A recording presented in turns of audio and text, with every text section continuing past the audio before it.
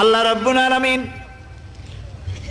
কোরআনে কারীমের ভিতরে নবীজির নাম একটি বারের জন্য নাম ধরে তাকে ডাকেন নাই, বরং তিনি বলেছেন তোমরা পরস্পর পরস্পরকে যেভাবে নাম ধরে ডাকাডাকি করো আমার নবীকে সেভাবে নাম ধরে ডাকবে না।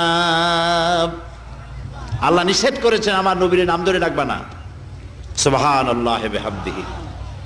এই পৃথিবীতে যত নবী আসছেন সমস্ত নবীরা হলেন এলাকা ভিত্তিক নবী, অঞ্চল ভিত্তিক নবী। এক এক এলাকার, নূহ আলাইহিস সালাম এক এলাকার, মুসা আলাইহিস সালাম আলাক এলাকার, দাউদ আলাইহিস সালাম আরাক এলাকার, এরকম এলাকা ভাগ ভাগ করা। কিন্তু মুহাম্মদ সাল্লাল্লাহু আলাইহি ওয়াসাল্লামকে আল্লাহ রাব্বুল আলামিন কোন এলাকার জন্য নবী বানান নাই।